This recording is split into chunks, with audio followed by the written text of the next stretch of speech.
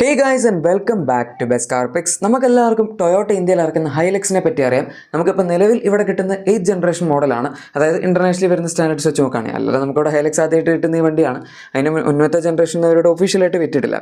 എന്തായാലും ഇപ്പോഴത്തെ ജനറേഷൻ്റെ സക്സസ് എന്ന് പറഞ്ഞാൽ കുറച്ച് ക്വസ്റ്റനബിൾ ആണ്. കാരണം ടൊയോട്ട ഇവിടെ ഇറക്കിയെങ്കിലും ടൊയോട്ട ഇതുവരെ ഇറക്കിയിട്ടുള്ള ലൈനപ്പുകളിൽ നോക്കുകയാണെങ്കിൽ അത്ര അധികം സെയിൽസ് കിട്ടാത്തൊരു വണ്ടിയും കൂടിയാണ് ഇത്. നമ്മുടെ പറഞ്ഞു വരുമ്പോൾ ഫോർച്യൂണറിൻ്റെ സെയിം പ്ലാറ്റ്ഫോമാണ്, അതിൻ്റെ പിക്കപ്പ് വേർഷനാണ്, പുറത്തൊക്കെ ഭയങ്കര പോപ്പുലറാണ്. ഇതിൻ്റെ ഏറ്റവും റഗഡ് ആയിട്ടുള്ള ഒരു ഓഫ് റോഡ് ട്രക്ക് എന്നുള്ള രീതിയിലാണ്, ഓഫ് റോഡ് അല്ല, അതായത് ഡ്യൂറബിൾ ട്രക്ക്, എന്ത് വേണമെങ്കിലും കൊണ്ടുപോകും, എങ്ങനെ വേണമെങ്കിലും കൊണ്ടുപോകും, എങ്ങനെയൊക്കെ കൊണ്ടുപോയാലും തിരിച്ചെത്തും എന്നുള്ളൊരു ഹോദിലാണ് ഈ വണ്ടി ഓടുന്നത്. ഇവിടേക്ക് വന്നപ്പോഴേക്കും പ്രൈസ് കുറച്ച് കൂടിപ്പോയി, അവരധികം എൻട്രി ലെവൽ മോഡൽസ് ഒന്നും ഇറക്കിയില്ല. അങ്ങനെയൊക്കെ വന്നപ്പോഴേക്കും അത്ര വലിയൊരു സെയിൽ അവർക്ക് കിട്ടിയില്ല. ഇടയ്ക്കൊരു കാലത്ത് 5 to 10 lakhs വരെ ഡിസ്കൗണ്ടും കൊടുക്കുന്നുണ്ടായിരുന്നു, ഇപ്പോഴും കൊടുക്കുന്നുണ്ടെന്ന് തോന്നുന്നു. അങ്ങനെയൊക്കെയാണ് അവർ ഈ വണ്ടി വിറ്റുകൊണ്ടിരുന്നത്. പക്ഷേ ഇപ്പോഴത്തെ സിറ്റുവേഷനിലേക്ക് വരുമ്പോഴേക്കും ഇങ്ങനെയൊക്കെ വരുമ്പോൾ നോർമലി നമ്മളെന്താ വിചാരിക്കുക, ഇത്രയൊക്കെ കഷ്ടപ്പെട്ട് വരുമ്പോൾ ഇനിയിപ്പോൾ എന്തിനാ ഇതിൻ്റെ പുതിയ ജനറേഷനൊക്കെ ഇവിടെ ഇറക്കി കഷ്ടപ്പെടുന്നത് എന്നായിരിക്കും. പക്ഷേ അങ്ങനെയല്ല കാര്യങ്ങളുടെ കിടപ്പ്. ഈ വരുന്ന ജൂലൈ 28 ടൊയോട്ട അവരുടെ 9th ജനറേഷൻ ഇൻ്റർനാഷണലി വരുന്ന പുതിയ ഹൈലക്സും ഇവിടെ ഇറക്കാൻ പ്ലാൻ ചെയ്യുന്നുണ്ട്. അതിൻ്റെ കഴിഞ്ഞ മാസം ലാസ്റ്റൊക്കെ ആയപ്പോഴേക്കും ഓട്ടോക്കാറിൻ്റെ ഡീലേഴ്സിൻ്റെ എന്തോ ഒരു ഇൻഫർമേഷൻ എന്ന് പറഞ്ഞവർ പറഞ്ഞിട്ടുണ്ടായിരുന്നു. നമ്മുടെ ഈ മാസം വരുന്ന അപ്കമിങ് വണ്ടികളുടെ വീഡിയോസിൻ്റെ അകത്തും നമ്മൾ ഈ വണ്ടി ഇൻക്ലൂഡ് ചെയ്തിട്ടുണ്ടായിരുന്നു. അതിൻ്റെ അകത്ത് അങ്ങനെ ഡീറ്റെയിൽ ആയിട്ടൊന്നും പറഞ്ഞില്ല, മാത്രമല്ല അതിൻ്റെ ലോഞ്ച് ഡേറ്റ് അപ്പോൾ അറിയില്ലായിരുന്നു. ഇപ്പോൾ എന്തായാലും എല്ലാ സാധനങ്ങളും നമുക്ക് കിട്ടിയിട്ടുണ്ട്, എന്ത് സംഭവങ്ങളൊക്കെയാണ് വരാൻ പോകുന്നത്, എങ്ങനെയാണ് ഈ വണ്ടി വരാൻ പോകുന്നതൊക്കെ. ഫസ്റ്റ് നമുക്ക് ഏതായാലും ഇതിൻ്റെ ഡിസൈനിൽ തന്നെ സ്റ്റാർട്ട് ചെയ്യാം. കുറച്ച് അഗെയിൻ ഇച്ചിരി പോളറൈസിങ് ആയിട്ടുള്ള ഡിസൈനാണ്. ചിലപ്പോൾ കുറച്ച് പേർക്ക് ഇഷ്ടപ്പെടില്ല, കുറച്ച് പേർക്ക് ഇഷ്ടപ്പെടാം. മൊത്തത്തിലൊരു റഗഡ് അപ്പിൽ അവർ കൊടുത്തിട്ടുണ്ട്. പക്ഷെ എന്നാൽ പോലും നമുക്ക് ആ ഫ്രണ്ടിൽ ഒരു ക്ലോസ്ഡ് ഓഫ് പോലത്തെ ഗ്രില്ലാണ് താഴത്തെ പോർഷനിൽ വരുന്നത്. അത് പക്ഷേ സംഭവം ഓപ്പൺ ആണ്, എന്നാലും കാണുമ്പോൾ എവിടേക്ക് ഒരു EV പോലത്തെ ഡിസൈൻ പോലെ തോന്നും. പിന്നെ DRLs ഹെഡ് ലൈറ്റ്സ് എല്ലാ സാധനങ്ങളും മാറ്റിയിട്ടുണ്ട്. ഭയങ്കര സ്ലിം ആയിട്ടുള്ള ലൈറ്റ്സ് ആണ്. അതിൻ്റെ താഴത്തായിട്ട് ഫോഗ് ലാംപ്സ് അങ്ങനത്തെ എല്ലാ കാര്യങ്ങളും നമുക്ക് കാണാൻ പറ്റും. വലിയ കുഴപ്പമൊന്നുമില്ല. പക്ഷേ പഴയ ഹൈലക്സിൻ്റെ ആ ഒരു ഭയങ്കര ബൾബസ് പ്രസൻസ് വെച്ച് നോക്കുമ്പോൾ ഈ വണ്ടി ഇത്തിരി കൂടെ വീക്കായിട്ടുണ്ട് എന്ന് മാത്രം. സൈഡിലത്തെ ഡിസൈൻ ആണെങ്കിൽ നമുക്ക് 17 ഇഞ്ച് 18 ഇഞ്ച് വീൽസ് ഒക്കെ കിട്ടുന്നുണ്ട്.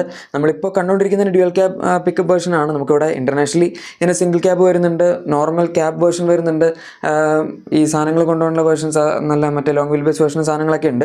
ഇവിടെ നമുക്ക് എന്തായാലും ഇപ്പോൾ കിട്ടുന്ന ഹൈലക്സ് പോലെ തന്നെ ഡ്യുവൽ ക്യാബ് ഒരു പാസഞ്ചർ വേർഷൻ ആയിരിക്കും കിട്ടാൻ പോകുന്നത്. ഇനി ഇതിൻ്റെ നമുക്ക് ഡോർ ഹാൻഡിൽ സാധനങ്ങളൊക്കെ നോക്കുകയാണെങ്കിൽ എല്ലാം ബ്ലാക്ക് ആണ്. അതുപോലെ വണ്ടിയുടെ ലെങ്ത്ത് 5.3 മീറ്റേഴ്സിന് മുകളിൽ ലെങ്ത്ത് വരുന്നൊരു വലിയ വണ്ടിയാണിത്. അത് മാത്രമല്ല വിഡ്ത്തൊക്കെ ആണെങ്കിലും 1.85 മുതൽ 1.89 മീറ്റേഴ്സ് വരെ വരുന്നുണ്ട്. ഹൈറ്റും 1.85 മീറ്റേഴ്സിന് മുകളിലുണ്ട്. വീൽ ബേസ് 3 മീറ്ററിന് മുകളിലാണ് വരുന്നത്. സോ വളരെ ഹ്യൂമങ്കസ് ആയിട്ടുള്ള വണ്ടിയാണ്.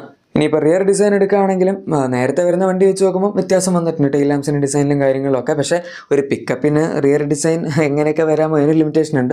സോ അതുപോലൊക്കെ തന്നെ സാധാരണ മിക്ക പിക്കപ്സിലും വരുന്ന പോലത്തെ റിയർ ഡിസൈൻ തന്നെയാണ് ഇതിനകത്തും കൊടുത്തിരിക്കുന്നത്.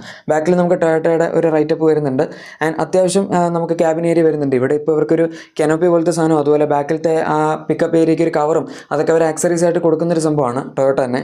ഏതായാലും ഇത്രയൊക്കെ ആയസ്ഥിതിക്ക് എന്താണ് നിങ്ങൾക്ക് ഈ വണ്ടിയുടെ ഡിസൈനെ പറ്റി തോന്നുന്നത് എന്ന് ഉറപ്പായിട്ടും താഴെ കമൻസിൽ പറഞ്ഞേക്കാം. നമുക്ക് ഇന്റർനാഷണലി ഇത് ഡീസൽ പവർ ട്രെയിനിൽ മാത്രമല്ല, അല്ലാതെ ഒരു ഇലക്ട്രിക് മോഡലും കൂടെ വരുന്നുണ്ട്.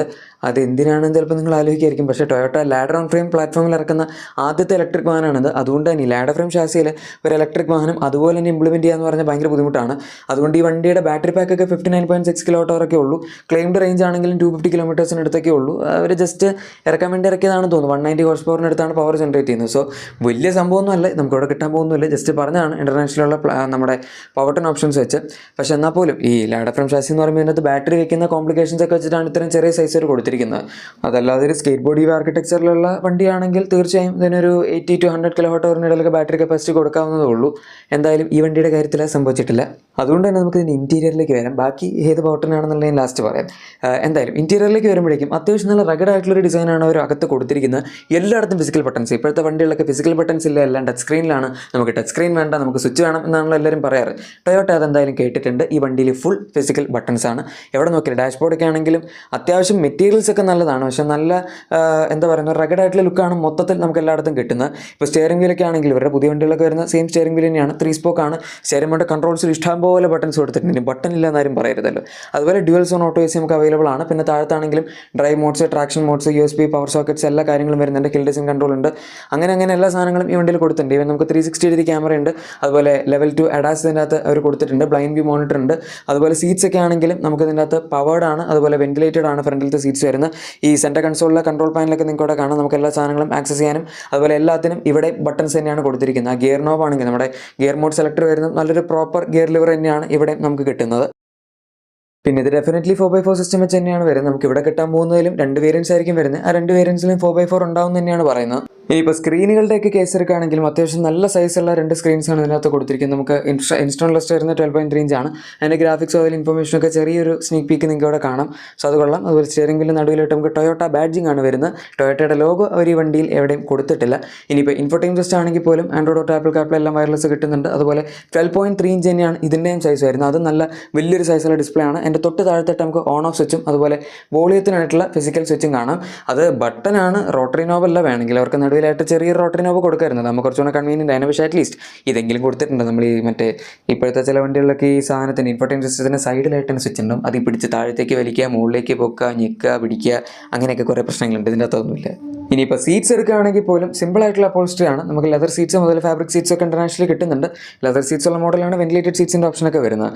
എന്തായാലും അത്യാവശ്യം നല്ല വിട്ടുള്ള ക്യാബിനാണ് ഈ വണ്ടിയുടെ. പക്ഷേ ബാക്കിലിരിക്കാൻ കംഫർട്ടബിൾ ആണോ എന്ന് ചോദിച്ചാൽ ഇതൊരു പിക്കപ്പാണ്. അതുകൊണ്ട് ബാക്കിലത്തെ സീറ്റ്സ് ഒക്കെ എന്തായാലും കുറച്ചും കൂടെ അപ്രൈറ്റ് ആയിരിക്കും. ഏതായാലും rear armrest, 3 point seat belts, 3 adjustable head റെസ്റ്റുകൾ, ഫ്രണ്ടിലും 2 അഡ്ജസ്റ്റബിൾ ഹെഡ് റെസ്റ്റുകൾ, ഫ്രണ്ടിൽ ഒരു വലിയ നല്ല വിട്ടുള്ള ആംറസ്റ്റ് തുടങ്ങിയ സാധനങ്ങളൊക്കെ കിട്ടുന്നുണ്ട്. പക്ഷേ അഗൈൻ സ്പേസിന് വേണ്ടി അല്ല നമ്മൾ ഈ വണ്ടി എടുക്കുന്നത്. At least rear seat സ്പേസിനെങ്കിലും.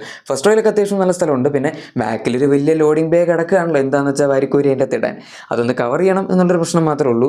ഇനി ഏത് എഞ്ചിനാണ് ഈ വണ്ടിയിൽ വരാൻ പോകുന്നത്, ഏത് പ്ലാറ്റ്ഫോമിലാണ് ഈ വണ്ടി വരുന്നത് എന്നൊക്കെ ആയിരിക്കും നിങ്ങളിനി ആലോചിക്കുന്നത്. ഇതിപ്പോഴും IME പ്ലാറ്റ്ഫോമിൽ തന്നെയാണ് വരുന്നത്. ടൊയോട്ടയുടെ ഒരു നമ്മുടെ ലാഡർ ഫ്രെയിം ഷാസിയാണ്. ഫോർച്യൂണറിൻ്റെയും അതുപോലെ ഹൈലക്സിൻ്റെയൊക്കെ ഇപ്പോൾ വരുന്ന IME പ്ലാറ്റ്ഫോം തന്നെയാണ്. സോ അതിൽ നിന്ന് ഒരു വലിയ വ്യത്യാസം വരുത്തിയിട്ടില്ല. എക്സിസ്റ്റിംഗ് പ്ലാറ്റ്ഫോമിൽ തന്നെ കുറച്ച് ചേഞ്ചസ് വരുത്തിയിട്ടാണ് ഈ വണ്ടി ഇറക്കിയിരിക്കുന്നത്. ആൻഡ് അതല്ലാതെ നോക്കുകയാണെങ്കിലും എഞ്ചിൻ ഓപ്ഷൻസ് ഈ വണ്ടിക്ക് ഇന്റർനാഷണലി 2.8 തന്നെയാണ്. ഇതിന് മുന്നേയും അതുപോലെ ഇപ്പോഴും ഒക്കെ വന്നുകൊണ്ടിരിക്കുന്നത്. ഈ ജനറേഷൻ മാറിയപ്പോൾ അവർ 48 വോൾട്സിൻ്റെ ഹൈബ്രിഡ് സിസ്റ്റം, മൈൽഡ് ഹൈബ്രിഡ് സിസ്റ്റത്തിനകത്ത്, മൈൽഡ് ഹൈബ്രിഡ് അല്ല, ഒരു കൈൻഡ് ഓഫ് ഒരു മൈൽഡ് ഹൈബ്രിഡ് സിസ്റ്റം സാധനം തന്നെ ഇതിനകത്ത് കൊടുത്തു എന്ന് മാത്രം. നമുക്കിപ്പോൾ ഇവിടെ കിട്ടുന്ന ഫോർച്യൂണറിന് നിയോ ഡ്രൈവ്, അതാണ് ഈ 48 വോൾട്സിൻ്റെ ഹൈബ്രിഡ് സിസ്റ്റം. പവറൊക്കെ സെയിം ആണ്. 204 ഹോഴ്സ് പവറും 500 ന്യൂട്ടൺ മീറ്റേഴ്സിന് ടോർക്കും തന്നെയാണ് ഇതിപ്പോഴും ജനറേറ്റ് ചെയ്യുന്നത്. 6 സ്പീഡ് ടോക്ക് കൺവെർട്ടർ ഓട്ടോമാറ്റിക്കും അതുപോലെ 6 സ്പീഡ് മാനുവൽ ട്രാൻസ്മിഷൻ തന്നെയാണ് നമുക്കിപ്പോഴും ഈ വണ്ടിയിൽ കിട്ടുന്നത്. സോ അതിലൊന്നും പ്രത്യേകിച്ച് വലിയൊരു പുതുമയൊന്നും എക്സ്പെക്ട് ചെയ്യേണ്ട ആവശ്യമില്ല. പിന്നെ ഈ പവർട്ടനൊക്കെ ഈ വണ്ടിക്ക് ധാരാളമാണ്. നമുക്ക് പിന്നെ ഉള്ളത് ഇലക്ട്രിക് ആണ്. അതിൽ നല്ലത് എന്തായാലും ഡീസൽ എഞ്ചിൻ വെച്ച് ഇറക്കുന്നത് തന്നെയാണല്ലോ. പൊതുവേ ഇപ്പോൾ ഡീസൽ എഞ്ചിൻസ് അധികം ഇവിടെ ഇല്ല. ഈ ഉള്ളതാണെങ്കിൽ തന്നെ കുറച്ചും കൂടെ പ്രൈസ് കൂടി, അതായത് 30 to 50 ലാക്സിന് ഇടയിലൊക്കെ എടുക്കുകയാണെങ്കിൽ പിന്നെ കുറച്ചെങ്കിലും വണ്ടികളുള്ളൂ. അതിൽ തന്നെ ഫോർച്യൂണറാണ് മെയിൻ. പിന്നെ മഹീന്ദ്രയുടെ വണ്ടികൾക്കും ഇഷ്ടംപോലെ ഡീസൽ എഞ്ചിൻസ്, അതായത് ഒരുപാട് വണ്ടികൾക്ക് അവർ 2.2 ലിറ്റർ ഡീസലിൻ്റെ ഒരുപാട് വേരിയൻസ്, അതായത് പെർഫോമൻസ് വെച്ചിട്ട് ഇറക്കുന്നുണ്ട്. സോ അതൊക്കെ നല്ലതാണ്. എന്തായാലും ഇതിൻ്റെ പ്രൈസ് നമുക്ക് നോക്കാം. ഇപ്പോൾ വരുന്ന ഹൈലക്സ് 28 to 36 ലാക്സിന് ഇടയിലാണ് എക്സ്ഷോറൂം പ്രൈസ് പോകുന്നത്. ഇതിന് പ്രൈസ് കൂടാനേ സാധ്യതയുള്ളൂ. പക്ഷേ ആൾക്കാർ വാങ്ങിയില്ലെങ്കിൽ ഇതിനിയും പ്രൈസ് 8-10 ലക്ഷം രൂപയ്ക്ക് ഡിസ്കൗണ്ട് കുറച്ച് നേരം കഴിയുമ്പോൾ കൊടുക്കൂ എന്നുള്ള നമ്മൾ കണ്ടറിയേണ്ടി വരും. എനിവേ നിങ്ങൾക്ക് എന്താണ് ഈ വണ്ടിയെ പറ്റി പറയാനുള്ളത്, ഇവിടെ ഇവർ വീണ്ടും ഇറക്കുന്നതിനെ പറ്റി എന്താണ് അഭിപ്രായം എന്നൊക്കെ താഴെ കമൻസിൽ പറഞ്ഞേക്കാം. പിന്നെ നിങ്ങളുടെ എക്സിസ്റ്റിംഗ് വാഹനത്തിന് എന്തെങ്കിലും ആക്സറീസോ ക്ലീൻ പ്രൊഡക്ട്സ് ഒക്കെ ആണെങ്കിൽ നമ്മുടെ ഡിസ്ക്രിപ്ഷനിലെ പ്രൊഡക്ട്സ് ഉറപ്പായിട്ടും ചെക്കൗട്ട് ചെയ്യാൻ മറക്കണ്ട. വീഡിയോ ഇഷ്ടപ്പെട്ടെങ്കിൽ തീർച്ചയായും ലൈക്കും സബ്സ്ക്രൈബും ഷെയർ ഒക്കെ ചെയ്ത് നമ്മൾ സപ്പോർട്ടും കൂടി ചെയ്തേക്കാം. നമുക്ക് മറ്റു വീഡിയോയിൽ കാണാം. അതുവരെ thank you for watching my video and good bye.